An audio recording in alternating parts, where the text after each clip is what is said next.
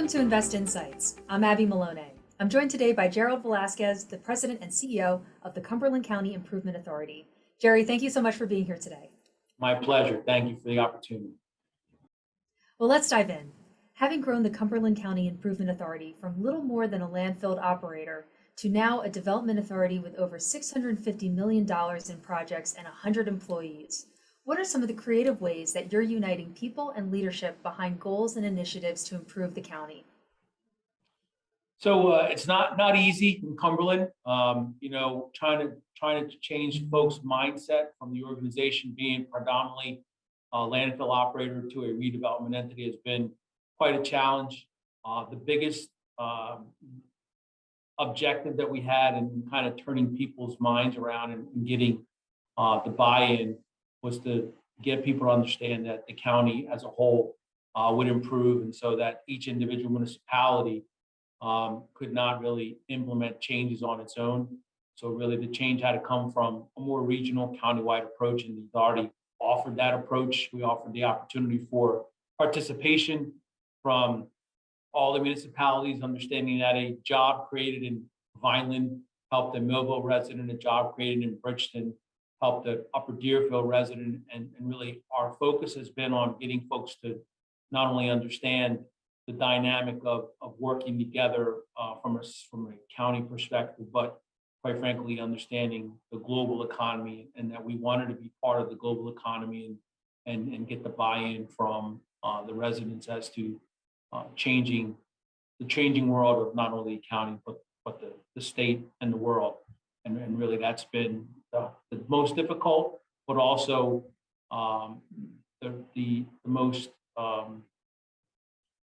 the area where we've most grown as far as getting folks to understand and buy into the concept of the authority and kind of the change that we've had over the last 7 years.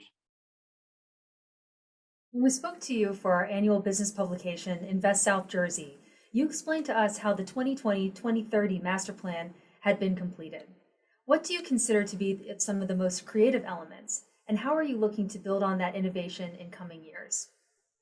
The more creative elements are the things that we haven't done in the past. So Cumberland County is known for food processing and our relationship to food and manufacturing around food products. And really what we've done here in the county is try and build upon technologies, even in the food industry, getting folks to understand that advanced manufacturing technology and the technological advantages and growth that is represented in the food industry also can assist us in the other areas that we want to grow throughout the county. So film industry is now coming to the county, a data center, cryptocurrency, the types of things that you typically hear about in a conversation with more urban areas are conversations that we're having here in Cumberland County. And quite frankly, the whole COVID aspect and growth, not the growth,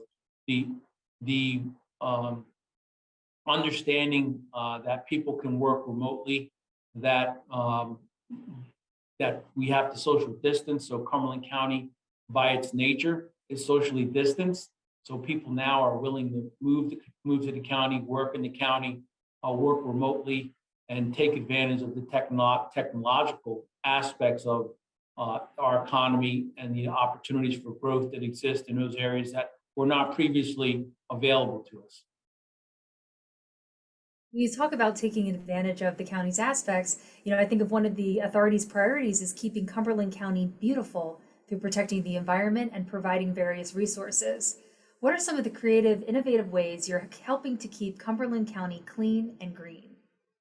So one of the cool things about the authority is we have our own microgrid. So we have our landfill produces methane gas, and the methane gas is then pumped over to 3 engines, and those engines create about 4.8 megawatts of electricity. We actually generate our own electricity for our building that we operate. We also operate the entire landfill facility on methane gas. The other thing that we've done is we've purchased or we built a CNG station, compressed natural gas. So no more diesel, no more emissions. So we've created a scenario where we are self-sustaining by virtue of the methane gas that's produced. And typically the methane gas gets burned, they call it a candlestick, and those emissions go into the air. We're not capturing all of that gas. We're taking that gas and we're generating electricity. We're generating a heat exchanger, which heats the biological tanks in our treatment plant. So really, we're taking a look at the environment from a holistic perspective, creating a more environmentally friendly operation by virtue of cleaning up those emissions that are typically effluents that are typically bad for the environment. And obviously, no bags in the bin, recycling, roadside cleanup. So all the things that go along with the landfill operation from an environmental perspective are things that we're working on and things that we continue to grow as we grow the authority and we grow economic development throughout the county. And Jerry, as we round out today's discussion, how would you define creativity and what does that look like for Cumberland County and local government moving forward? Creativity is really a combination of getting folks to take a look at the authority in the county in a different light. So we don't want to be, the small county entity in the southern part of the state where, we just have the typical food and farm aspects, right? We have Inspira, we have Rowan, South Jersey. We're going to build a building on Rowan campus that's going to be Rowan Medicine. So we're trying to get folks to take a look at the county from a different perspective, in a different light, trying to have folks understand that we can not only keep up with the times, but do things that are more creative from an energy perspective, from a technology perspective, and from an overall implementation of our economic strategy. So from our perspective, creativity comes from getting folks to take a look at us differently and understand that there are opportunities that exist here that are just like the opportunities that exist in the more urban areas of the state.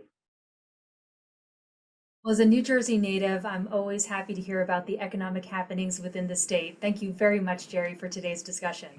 Thank you. Always a pleasure.